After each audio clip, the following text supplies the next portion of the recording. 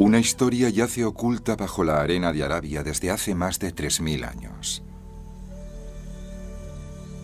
Donde ahora sopla el viento del desierto, tiempo atrás había florecido una tierra rica y fértil. En su centro, una ciudad con altas torres. Su gobernante más famoso fue la legendaria figura bíblica, a la que conocemos como Reina de Saba, una mujer inmortalizada en los antiguos documentos religiosos como la amante del rey Salomón. La verdad sobre esta mujer mítica y la civilización que gobernó está surgiendo ahora de la arena, gracias a que los arqueólogos usan las últimas tecnologías para reconstruir su santuario más sagrado. La Reina de Saba, detrás del mito. La Reina de Saba, descrita en los antiguos libros sagrados del judaísmo, del cristianismo y del islam, en el folclore árabe, así como en las primeras historias de Etiopía, es una figura fascinante que aparece como por arte de magia. Pero ¿qué hay de cierto detrás de esta mujer y del reino que gobernó? Durante 30 siglos, su historia ha sido recreada en decenas de idiomas, hasta que realidad y ficción se han vuelto inseparables.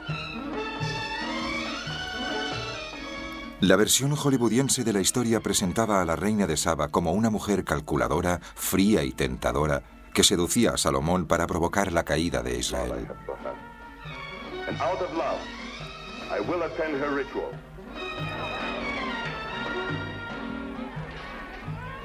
Pero del mismo modo que muchos arqueólogos y expertos aceptan que el rey Salomón era una figura histórica real, parece que la reina que conquistó su corazón podría ser también algo más que una mera fantasía.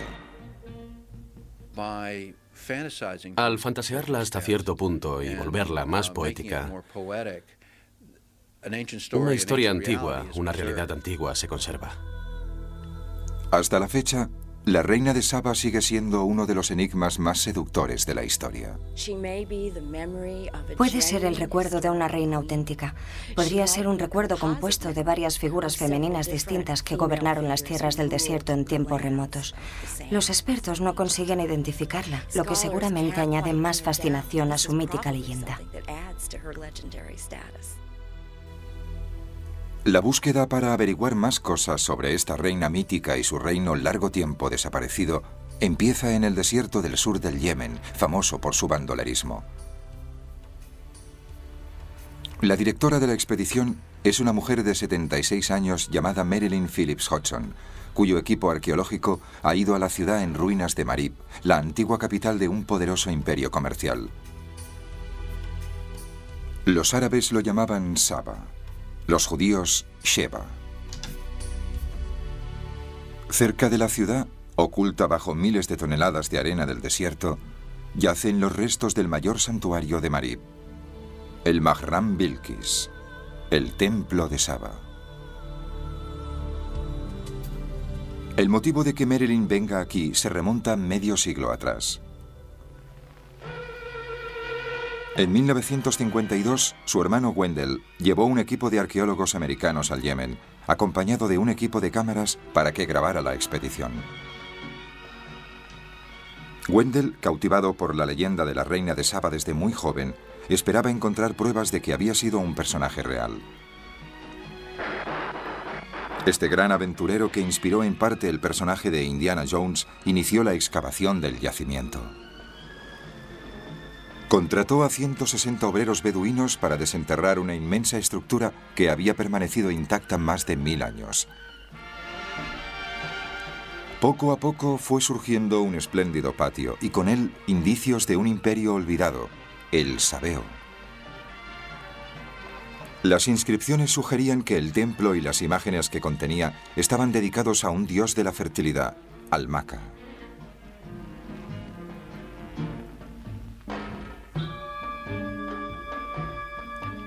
Como el folclore árabe tradicional solía asociar a la Reina de Saba con un antiguo culto a la fertilidad, los hallazgos reforzaron la creencia del equipo de que aquí podrían encontrar pruebas suyas. Esta área debía de ser magnífica en el siglo X a.C., cuando Su Majestad la Reina de Saba reinaba en ella. El templo de Mahram Bilqis es el último tesoro arqueológico que falta por excavar en todo el mundo árabe, y puede que en todo el Próximo Oriente. Pero los descubrimientos de Wendell no convencieron a todo el mundo. Algunos arqueólogos creían que el santuario solo se remontaba al año 400, 14 siglos después de que Salomón y la reina de Saba se conocieran. Wendell impertérrito siguió adelante, convencido de que estaba a punto de demostrar que la opinión ortodoxa era errónea, pero ocurrió algo terrible. La hostilidad de los caudillos locales iba increciendo. Amenazado de muerte, Wendell Phillips tomó la dolorosa decisión de abandonar el Yemen. Un día me avisaron de que iban a matarme a las 3 de la tarde del día siguiente. No sabíamos qué pasaría. Una tribu guerrera bajaba a toda velocidad por el Wadi Harib. Lo que jugaba a nuestro favor, y había contado con ello, era que no se podían imaginar que un americano abandonara $1 millón en suministros y equipo para salvar la vida de unos cuantos americanos más. Bueno, todos nos fuimos sin que se disparara un solo tiro. Avanzamos a toda velocidad por el desierto y nos escapamos. Wendell Phillips no volvería nunca al Yemen. Su salud empeoró ostensiblemente tras sufrir una serie de ataques. Su hermana Marilyn lo estuvo cuidando los últimos años de su vida. Se quedó paralizado y apenas podía moverse. Le enseñé a andar y a usar la mano, y así se defendía. Se sentaba horas para planear la expedición. En las décadas posteriores, el Yemen cerró sus fronteras al mundo exterior. El desierto recuperó el templo. No hablamos nunca de que fuera yo. Iba a ir él. Iba a hacerlo él. Entonces tuvo un segundo infarto y de repente se acabó. No tuve ni que pensarlo. Tenía que ser.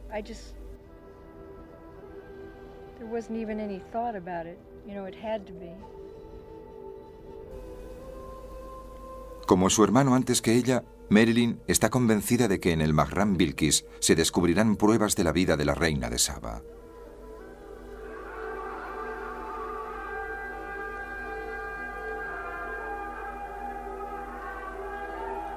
El Yemen sigue siendo un lugar peligroso. Durante siglos estuvo cerrado a los forasteros. Durante décadas sufrió la devastación de una guerra civil. Todavía ahora los caudillos del desierto secuestran a extranjeros para pedir rescate. Pero los peligros no desanimaron a Marilyn. Tras un cuarto de siglo, las autoridades del Yemen le dieron por fin permiso para regresar al antiguo templo.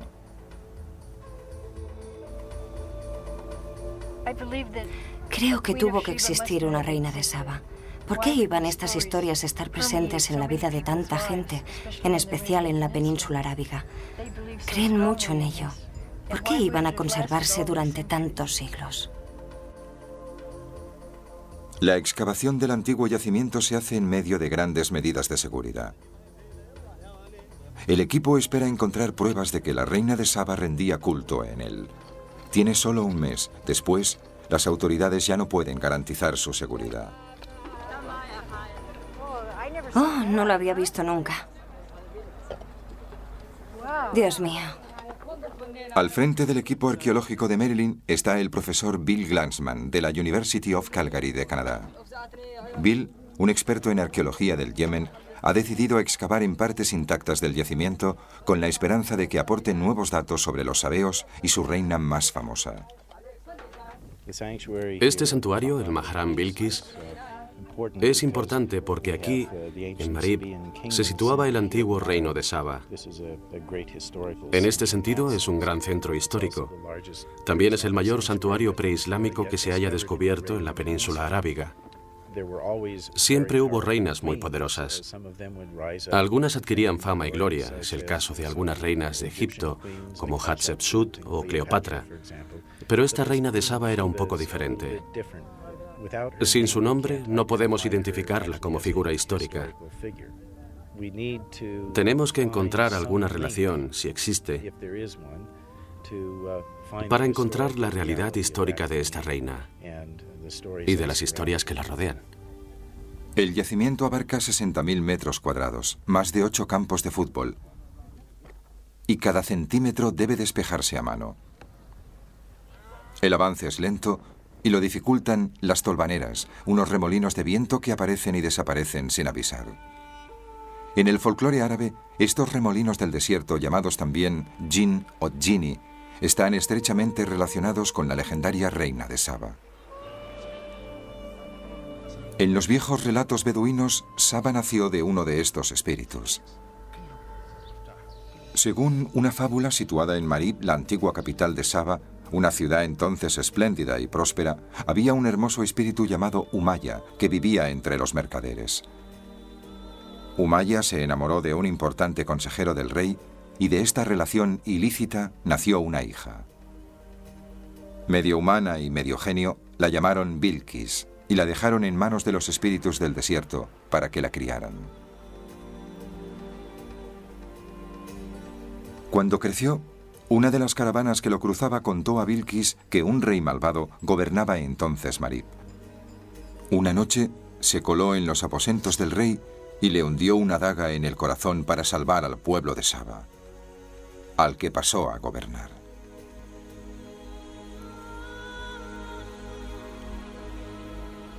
Tras 2 semanas de excavación, las esperanzas de Marilyn de encontrar una relación entre el yacimiento y la leyenda de la reina de Saba aumentan.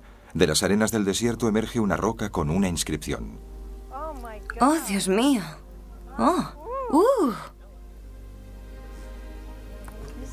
Es una inscripción importante, ¿no? Es sagrada. Aquí menciona a un rey, el nombre de un rey. Y también tenemos... La inscripción confirma la idea de que el templo era un edificio real. Rey de Saba. Las inscripciones son como edificios, proclamaban edictos reales y expresaban devoción al dios del templo. Es una especie de decreto. Wendell nunca vio esto, nunca vio el interior.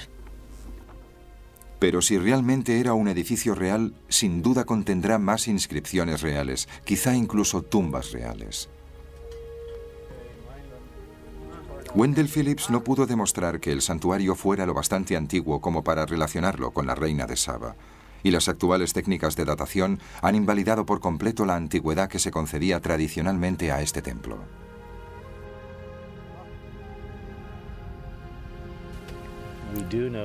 Sabemos que el santuario se remonta por lo menos a la época del rey Salomón, entre 915 y 900 años antes de Cristo.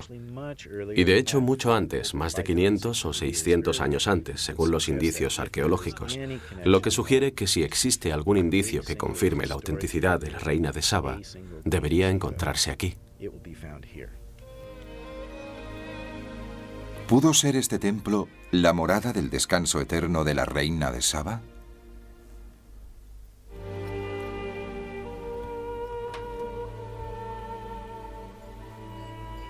En el siglo X a.C., cuando se cree que vivió la reina de Saba, la ciudad de Marib era un importante centro comercial, un punto de parada para las caravanas de mercaderes que cruzaban el desierto. Era un lugar donde intercambiar mercancías e historias. Es una cultura que dispone de una abundante tradición oral. Todavía puedes adentrarte en el desierto y sorprenderte con las historias que oyes en las fogatas beduinas. Al recorrer este inmenso territorio abierto, los mercaderes eran una fuente valiosa de historias, rumores y noticias. Y las historias sobre el rey Salomón, que gobernaba en Israel, no tardarían en propagarse. Las historias de Salomón llegaron muy lejos. La construcción de su templo era famosa en toda Arabia, dado su esplendor. Célebre por su sabiduría de origen divino y su capacidad para comunicarse con los animales, se decía que Salomón podía incluso influir en los espíritus. El libro sagrado de los etíopes, el Kebra Negast, afirma que un mercader llevó noticias sobre este rey formidable a la reina de Saba. Un mercader llamado Tamrim había ido a Jerusalén, donde había oído hablar sobre la sabiduría de Salomón y, lógicamente, informaba a su reina de todas las cuestiones del extranjero que pudieran afectar a su mundo. She heard of him being a very knowledgeable person, so therefore in her attempt to build a very strong nation, she felt that she needed to go there and then learn from his wisdom, learn from his knowledge, so that she could come back and build her nation, and even to make it stronger. Dijo, es maravilloso. Cuanto más sé sobre su sabiduría, más quiero conocerlo en persona. Tengo que ir y averiguar si este hombre es realmente el hijo de la sabiduría. Imaginad lo que podríamos aprender de él. El Corán explica cómo Salomón oyó hablar de la reina de Saba. Según esta versión, Salomón había enviado a un cuervo a buscar una abubilla, un pájaro muy preciado que se había perdido en una tierra remota. Al volver, guiado por el cuervo, la abubilla habló a Salomón de un oasis lejano, gobernado por una rica y hermosa reina pagana.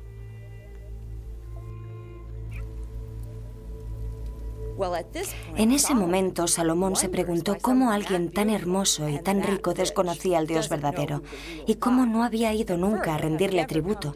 Así que colgó una carta del cuello de la abubilla, que le entregó a la reina de Saba.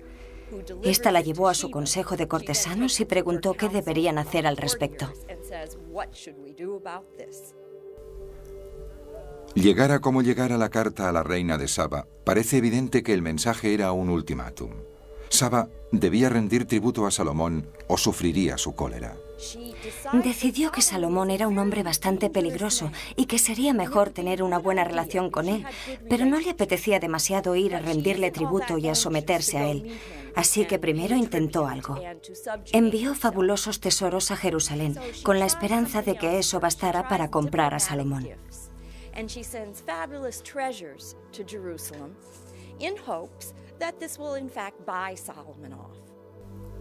Salomón se ofendió.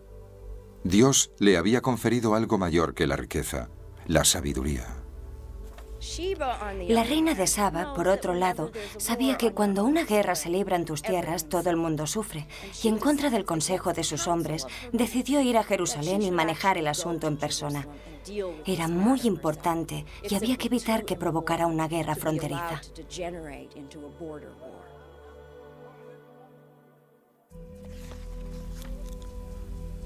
La Biblia indica que los sirvientes de Saba prepararon muchos regalos para Salomón, incluidos oro, piedras preciosas y especias. Pero puede que la verdadera razón de su viaje fuera negociar un tratado comercial.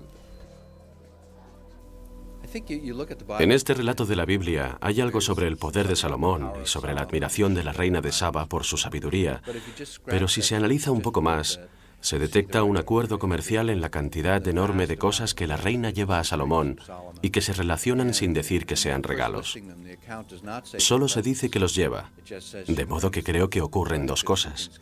Intercambian regalos, pero la reina lleva una cantidad enorme de mercancías para decirle básicamente, aquí tenéis, vamos a cerrar un trato. Uno de los bienes que el antiguo reino de Saba poseía en abundancia era el olíbano, una fragancia que los israelitas usaban en sus ceremonias religiosas. Hoy en día todavía puede comprarse olíbano en los mercados yemeníes.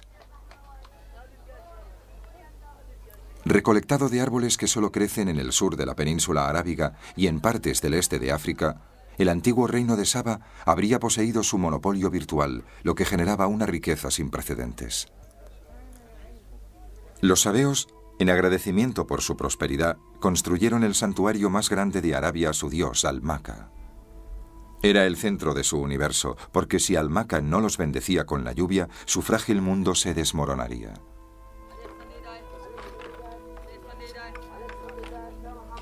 A medida que avanza la excavación, un obrero beduino efectúa un descubrimiento espectacular. Hará 6 minutos el obrero despejaba esta parte y encontró, como se puede ver aquí abajo, un friso muy grande con cabezas de íbices. Nadie ha visto estas tallas desde hace 1500 años, pero están en un estado espléndido. Es un momento apasionante. Estoy casi sin habla, Dios mío.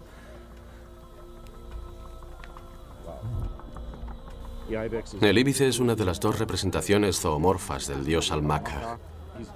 Generalmente lo representa el toro, las inscripciones y las estatuillas, pero aquí también lo representa el íbice.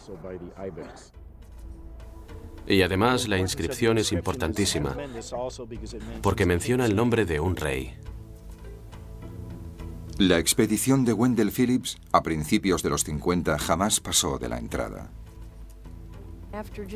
Después de 4 meses de trabajo habían desenterrado esto. No sabemos qué hay en el recinto de Awam, el Gran Círculo, el Ovoide, el Santa Santorum. Estamos autorizados a extraer esta arena lo más rápido posible con los mejores y más recientes métodos científicos, de un modo científico, rutinario y adecuado.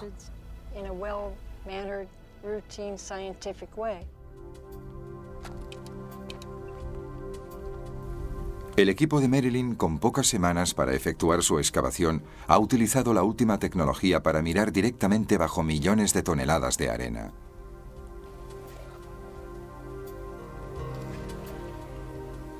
Brian Moorman, miembro del equipo, está descubriendo un templo mucho más grande de lo que Wendell Phillips hubiera imaginado. Hace 50 años, cuando Wendell Phillips llegó al yacimiento, las herramientas de los arqueólogos eran bastante limitadas y era imposible ver bajo la superficie. La arqueología implicaba observar los objetos o las estructuras que había en la superficie.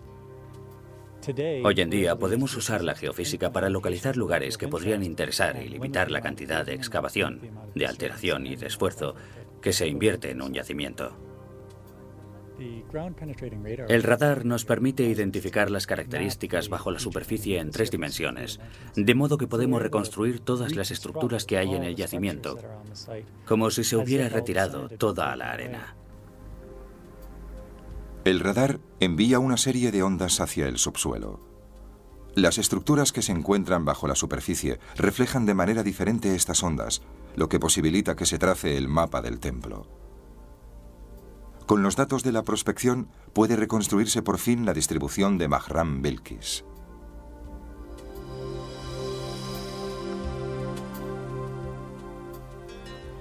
Se revelan más de media docena de estructuras artificiales aún intactas bajo la superficie.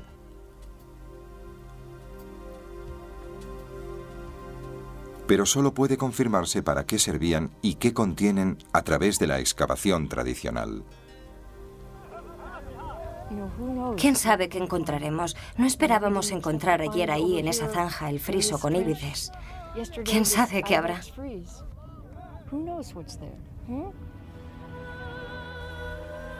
Aunque puede que muy cerca, la reina de Saba y su pueblo siguen fuera de nuestro alcance en su tumba de arena. La creciente inquietud de los guardias aumenta la tensión existente.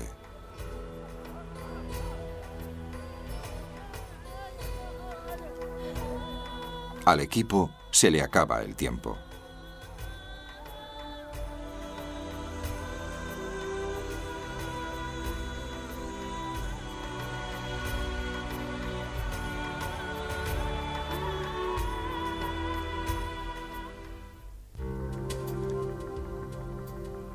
Tras varios días explorando el subsuelo, Brian Moorman ha efectuado el hallazgo más importante hasta la fecha en el recinto sagrado. Durante nuestras exploraciones con el radar, observamos un reflejo muy pequeño, pero muy distintivo, procedente de este sitio. Una especie de vacío subterráneo. Dentro del santuario hay numerosos edificios, pero este montón de piedras representa la característica más importante que podemos interpretar con facilidad. Se trata de un pozo que posiblemente se utilizaba para obtener el agua para las abluciones rituales.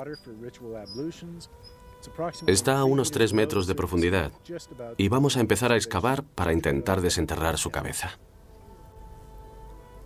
Este pozo habría sido el epicentro del Imperio Sabeo y un lugar importantísimo para la reina de Saba. Contenía las aguas sagradas de Almaka, el dios de la fertilidad, cuyas bendiciones eran vitales para la vida en Marib. En este entorno extremo, el agua lo es todo. Es absolutamente vital. Es lo más importante que puede haber. También puede explicar por qué este santuario está donde está. No está en la ciudad, donde la mayoría de la gente habría podido acceder con suma facilidad para rendir culto, sino que está en mitad de un antiguo sistema de campos. Creo que eso destaca la importancia del dios Almaka, que controla la fertilidad de esos campos. A Almaka se le atribuía el agua y toda la vida que a partir de esta surgió en Marib. A 10 kilómetros del yacimiento hay un símbolo aún más poderoso de lo vital que era el agua en Marib: la gran presa de Marib. Descrita en el folclore árabe como un milagro de la ingeniería, se extendía 900 metros, el doble de longitud que Hoover Dam, la presa en el río Colorado. Servía para contener las riadas que bajaban 2 veces al año, con una fuerza de 2000 toneladas de agua y 100 por segundo. Una fuerza que provocó una tragedia en la expedición de Wendell Phillips hace 50 años. Las riadas bajaban por el Wadi Beihan. 2 de nuestros obreros se ahogaron al intentar cruzar esta zona. La presa, que convierte las montañas cercanas en una cuenca de 10.000 kilómetros cuadrados, es la culminación de una larga lista de presas cuyos orígenes se remontan al año 1500 a.C. Las inscripciones reales de estas presas han permitido establecer una primera cronología de los gobernantes sabeos. Lo que vemos aquí es muy importante. Es una inscripción sabea. Habla sobre la construcción de este embalse, esta parte de la presa y la distribución del agua, de la riada, hacia el oasis del sur. Todavía se desconoce cuál de estos gobernantes pudo haber sido la reina de Saba. Pero el mantenimiento de esta presa tan importante debió de ser una de las obligaciones más fundamentales de la reina sabea para con sus súbditos. La presa aprovechaba las riadas de la región para crear un fértil oasis de casi 10.000 hectáreas. En Marib elaboraron un plan agrícola sin igual hasta nuestros días. Una sola presa que servía para regar una cosecha suficiente para alimentar a unas 50.000 personas y que dependía totalmente de las inundaciones estacionales. Realmente asombroso. En el Corán, la patria de Saba recibe el nombre de Jardín de 2 paraísos. El oasis que creaba la presa de Marib concuerda casi exactamente con su descripción. Para quien gobernaba Saba, era muy importante ocuparse de estos factores, ocuparse de la presa, lo que significa la vida de la gente, la agricultura y asegurar las rutas comerciales. Esta red de irrigación tan sofisticada permitió a Marib florecer como un próspero e importante centro comercial. Una vez conseguido eso, la vida era bastante fácil. Y todavía lo fue más cuando se percataron de que, además, disponían de mercancías de lujo que ansiaban los romanos, los griegos y otros pueblos más al norte. Y de que con sus caravanas podían obtener unos beneficios asombrosos. De modo que los romanos afirmaban que eran el pueblo más rico del mundo. Como las culturas más ricas del mundo actual, en Marib había rascacielos, unas increíbles casas altas de ladrillos de barro y madera que llegaban a más de 25 metros de altura. Un eco de estos característicos edificios de Marib pueden verse hoy en Saná, la capital del moderno Yemen. Y como hoy Saná, Marib debió bullir gracias a mercaderes y comerciantes.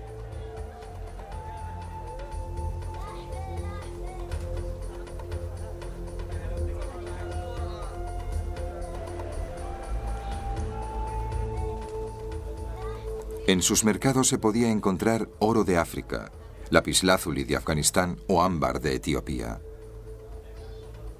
Pero lo más característico de Saba era el olíbano, el producto más preciado. Se decía que el aroma de esta esencia acercaba a los devotos a sus dioses, así que cuando el olíbano llegaba hasta Jerusalén, era más valioso que el mismo oro. Proteger las rutas comerciales era otro de los deberes de los monarcas del reino de Saba. Y puede que este fuera el motivo real de la visita que la mítica reina rindió al rey Salomón: proteger o iniciar un tratado comercial, un tratado del que dependía su ciudad.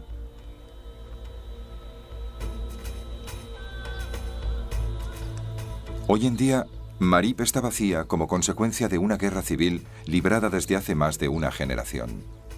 Sus únicos ocupantes son las esporádicas familias beduinas que viven temporalmente en sus torres en ruinas.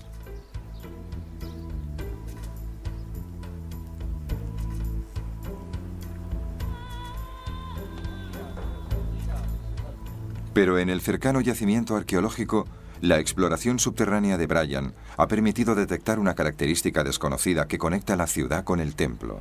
Va hasta ahí, ¿no? En este momento estamos sobre la entrada occidental, que está perfectamente alineada con la antigua ciudad de Marib. Existe la hipótesis de que aquí había alguna clase de camino procesional que conducía a la gente desde la ciudad hasta el templo. Tras efectuar prospecciones geofísicas del lado occidental del yacimiento, hemos hecho un par de investigaciones y ensayos, y hasta ahora hemos encontrado a 3,25 metros de profundidad, en 2 de los agujeros, una superficie rocosa que podría ser el camino procesional. ¿Qué debía significar para Saba este camino procesional?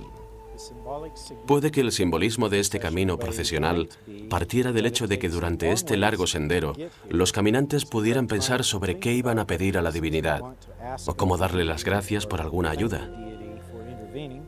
Pero de la misma manera que en las culturas de nuestro tiempo debieron encontrar inscripciones y algún tipo de edificios y construcciones majestuosas a lo largo del camino. Todo ello reflejaría la riqueza y el poder de su Dios. Tenemos que imaginar este tipo de símbolos.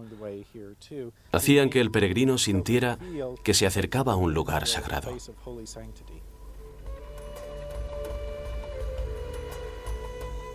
Los días importantes del calendario sabeo, grupos de peregrinos habían recorrido junto con su reina los 8 kilómetros de este camino procesional. Las inscripciones de los muros del templo nos indican que muchos de ellos habían llegado desde muy lejos y que en el camino habrían adquirido una ofrenda para su Dios. En el templo, Bill y su equipo creen haber averiguado por primera vez cómo era el culto religioso seguido por el pueblo de Saba en este santuario. Estamos ante la entrada principal del santuario conocido como Mahram Bilqis, el centro sagrado de Bilqis. Y Bilqis es, por supuesto, como el folclore árabe llama a la reina de Saba.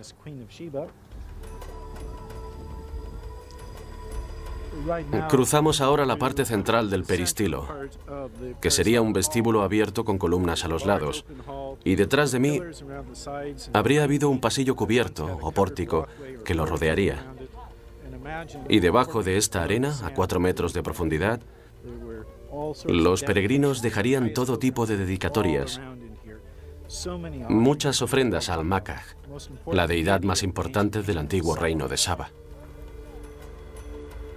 Si combinamos los descubrimientos de Wendell Phillips con los últimos datos de la exploración subterránea del equipo, podemos recrear una imagen del santuario más espectacular del sur de Arabia.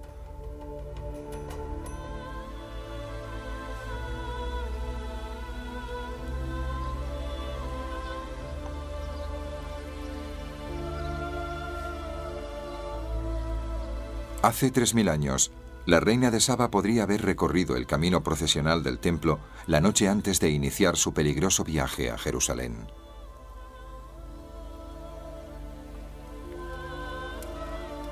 Reina, suma sacerdotisa y enviada comercial, habría entrado en el templo a través de las columnas de 12 metros de altura del peristilo.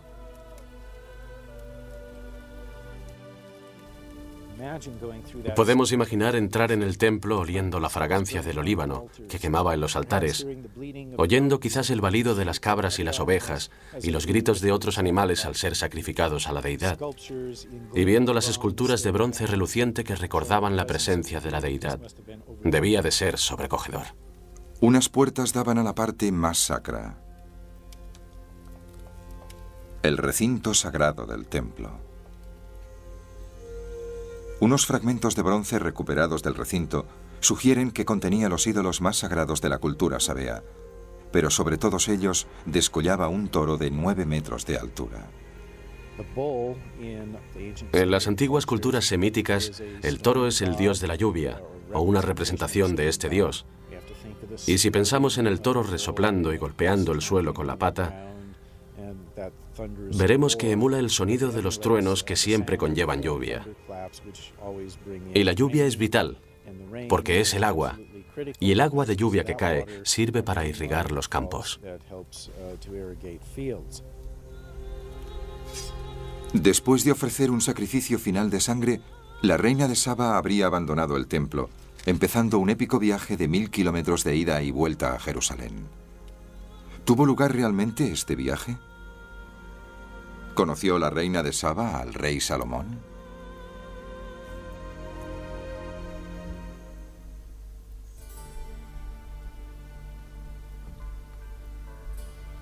Los descubrimientos de objetos de cerámica sabea en Jerusalén confirman la existencia de una ruta comercial entre los antiguos reinos de Saba e Israel, de modo que es más que probable que la reina de Saba emprendiera una misión diplomática tan importante.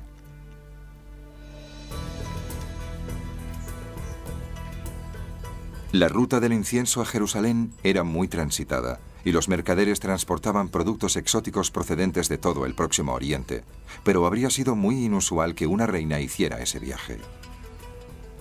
La caravana habría serpenteado por lechos de ríos secos o wadis a lo largo de la costa del Mar Rojo hasta más allá del Jordán. Esta expedición agotadora podría haber durado 6 meses, en los que cruzó parte del terreno más hostil del mundo. El encuentro de la reina de Saba con Salomón no sería fácil. El rey tenía fama de ser uno de los hombres más sabios y poderosos del mundo. Diplomático astuto, protegía celosamente sus fronteras.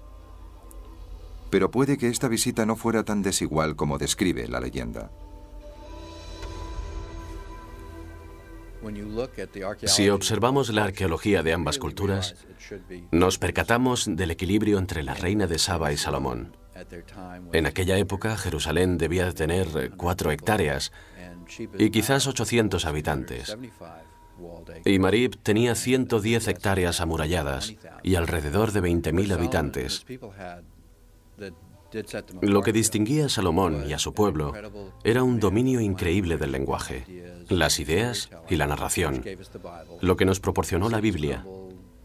Las ciudades se desmoronan, los artículos de lujo desaparecen, se olvidan, se saquean, pero el patrimonio de Salomón era de la clase que se conserva. La Biblia indica que cuando la reina de Saba entró en Jerusalén, el templo de Salomón la abrumó. Su finalidad era albergar el Arca de la Alianza, la reliquia más sagrada de la fe judía. El momento en que la reina de Saba se encontró por fin con el rey Salomón ha sido inmortalizado por diversos artistas a lo largo de los siglos.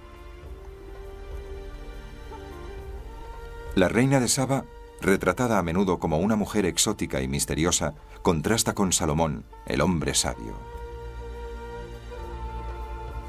El libro sagrado de los etíopes, el Kebra Negast, describe este primer encuentro. La primera vez que la vio, le sorprendió. Era una mujer de una extrema belleza y la recibió de forma que reconocía su grandeza y la trató en consecuencia. Sin embargo, un relato tradicional árabe describe el encuentro de modo muy distinto. Según esta versión, el rey Salomón había oído que la reina extranjera tenía los pies de una cabra. En la antigüedad, muchos demonios son figuras compuestas. Tienen una parte humana y otra animal. Y esa es en parte la idea detrás de los extraños pies de la reina de Saba.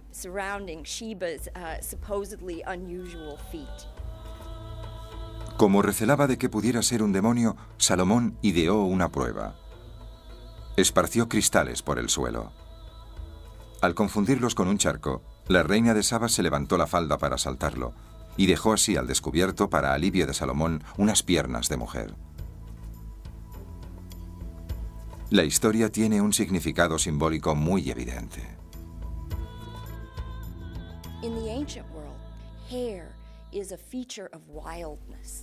En la antigüedad, el cabello es un rasgo de salvajismo. Los animales están cubiertos de pelo, la gente lleva ropa. Al decir que la reina de Saba tenía las piernas peludas, las historias sugieren el salvajismo de esta mujer extranjera. Por otra parte, algunas partes del cuerpo suelen usarse como eufemismos de partes sexuales, de modo que la necesidad de verle los pies a la reina de Saba podría ser también la necesidad de convencer de que era una mujer que podía ser dominada, y que no era el ardid de ningún extranjero que mandara a un demonio o que mandara a un hombre vestido de mujer para confundir a Salomón. La Biblia explica que después de conocerse, la reina de Saba puso a prueba a Salomón con algunas preguntas difíciles. El Corán afirma que estas preguntas adoptaron la forma de adivinanzas. Era como la conversación trivial actual, como tantear el terreno. No era que la reina de Saba quisiera comprobar la sabiduría de Salomón. Era más bien como en los tratos comerciales actuales, en que se comentan cosas triviales antes de tratar el asunto en cuestión. También ocurre en otras culturas. En particular, existe una larga tradición de adivinanzas entre monarcas en la cultura mesopotámica. No solo los diplomáticos intercambiaban adivinanzas. El historiador judío Josefo nos cuenta que Salomón celebraba concursos de adivinanzas con Hiram, el rey de Tiro. Así que a Salomón le gustaban. Pero de hecho a menudo se intercambiaban adivinanzas en los banquetes de bodas. De modo que este intercambio de adivinanzas demostraba la compatibilidad entre los contrayentes. Durante su estancia, que según algunos relatos duró 3 años, Salomón y la reina de Saba debatieron muchos temas, incluido el Dios de Salomón. Pero a pesar de la fuerza de su deseo, la reina de Saba se mantuvo inmune a las frecuentes insinuaciones de Salomón. Tenía fama de ser muy mujeriego, así que puede que formara parte de su estrategia a largo plazo. El relato más completo del tiempo que Salomón y la reina de Saba pasaron juntos se encuentra en el Kebra Negast, que describe que eran inseparables hasta que la reina decidió que debía regresar con sus súbditos.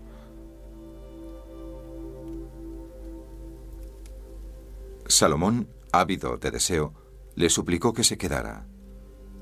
La reina de Saba se negó a regañadientes.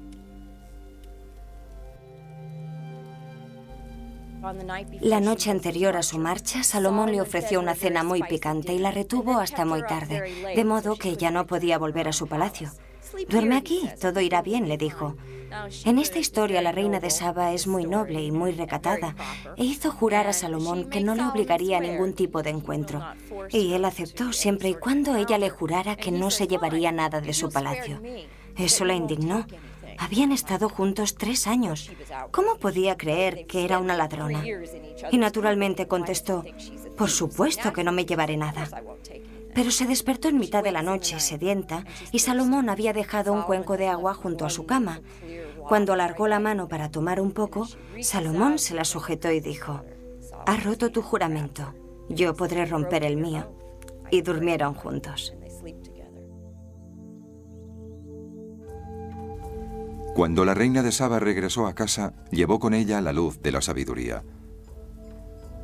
El Corán explica que esta luz representaba su conversión a la fe del Dios de Salomón, de modo que fue la primera persona que llevó el monoteísmo a Arabia.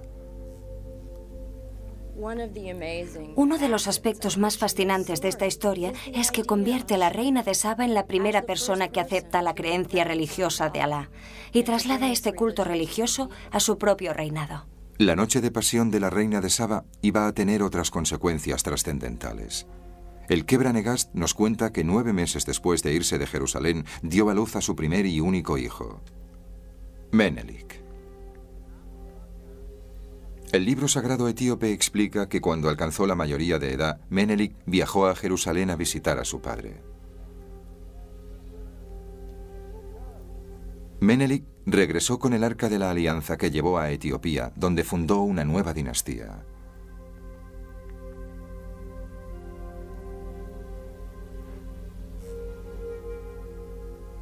La partida de Menelik a Etiopía es la última referencia que hacen las fuentes religiosas a la reina de Saba. Después, simplemente se esfuma. Su ciudad seguiría existiendo 1500 años más, hasta el siglo VI de nuestra era. El final de la cultura sabea coincidió en parte con el auge del cristianismo. Entonces se creía más en la sepultura que en la incineración. La incineración implicaba esparcir olíbano en la pira funeraria. Sabemos, por ejemplo, que al morir Popea, esposa de Nerón, se usó todo el olíbano de Arabia durante el año que duró su funeral. Así que, con el auge del cristianismo y del entierro en lugar de la incineración, la demanda de olíbano cayó en picado. Sin los beneficios del olíbano, Marib inició su lento declive. Y entonces ocurrió una catástrofe. El golpe de gracia se produjo cuando un derrumbe de la gran presa acabó con su gran recurso, la agricultura. Durante un año entero su actividad agrícola fue nula. Y eso fue el final. Los grandes campos que habían alimentado a 50.000 personas se desertizaron. El oasis reluciente de Marib se convirtió en un espejismo.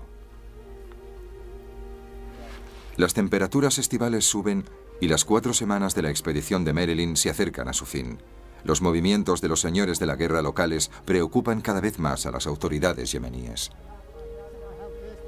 Y entonces se produce un descubrimiento increíble. Después de semanas de excavación, en el legendario santuario de la reina de Saba, el arqueólogo jefe, Bill Glansman, ha hecho un descubrimiento sorprendente. Es el último par de días en el yacimiento. Y por supuesto es justo ahora cuando empiezan a aparecer cosas interesantes. La cabeza de este objeto sigue intacta. Por eso es espléndido. Se trata de una estela funeraria que ha sido reutilizada como parte de una obra de mampostería en esta pared. Originariamente debía estar en posición vertical. Las estelas funerarias indicaban que había alguien importante enterrado en el cementerio, que no era un sabeo corriente. No hay dos cabezas idénticas, lo que les confiere realismo. Esta es una cabeza de mujer. Pediré a nuestro especialista que estudie la inscripción para obtener una traducción completa de su nombre. ¿Era una reina? Tenemos bastantes estelas como estas procedentes del cementerio. Quizás algunas de reinas, pero nunca hemos encontrado un título en las inscripciones, por lo menos hasta ahora. De nuevo, el equipo está muy cerca de conocer el aspecto de la reina de Saba. Tendremos problemas. Como respuesta a Bill, los espíritus del desierto se elevan una vez más, lo que demuestra a los beduinos que la reina de Saba sigue rondando este lugar. Hoy en día, para los habitantes de Arabia, donde uno de los nombres más frecuentes entre las niñas es Balkis o Bilkis, que es el legendario nombre de la reina de Saba, esta reina es el recuerdo de una época gloriosa de riqueza, de comercio internacional y de una época anterior al Islam. Puede que la reina de Saba represente para la gente el orgullo por su historia antigua, pero también su nuevo compromiso con el monoteísmo. Una de las cosas apasionantes de este santuario es que si hay una forma de aclarar este misterio, será casi seguro a través de los descubrimientos hechos en este yacimiento. El descubrimiento de Bill indica que puede haber sepulturas reales en los alrededores del yacimiento. Me sorprendería mucho que no apareciera en inscripciones y que no llegara a encontrarse su tumba. Los esfuerzos de Merelin para excavar las ruinas de Mahram Bilkis han aportado una valiosísima información sobre los sabeos, una civilización que, como su hermano Wendell sospechaba correctamente, era contemporánea del rey bíblico Salomón. Cuando pienso en Wendell, creo que uno de los rasgos principales de su carácter era no darse nunca por vencido. Tengo intención de continuar su trabajo y ver cómo este gran templo cobra vida.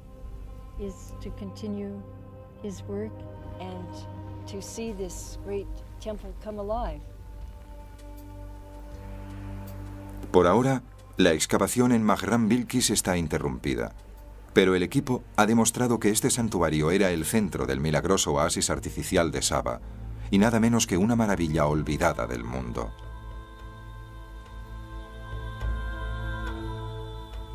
Los hallazgos del equipo sugieren también que la verdadera reina de Saba habría sido la suma sacerdotisa de este santuario, la emisaria del dios de la fertilidad Almaca, y es evidente que en el siglo X a.C., un monarca sabeo habría necesitado de un poderoso motivo para emprender un viaje tan peligroso para conocer a Salomón. El comercio era vital para Marib.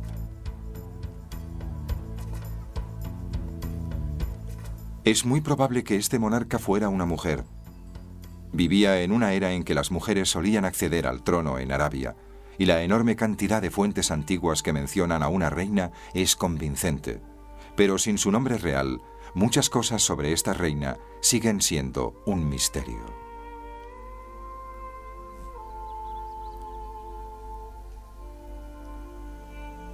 Fuera quien fuera, era una mujer excepcional, una soberana respetada cuya valentía y obstinación fueron claves para asegurar una relación comercial. Una leyenda que ha perdurado durante más de 3000 años.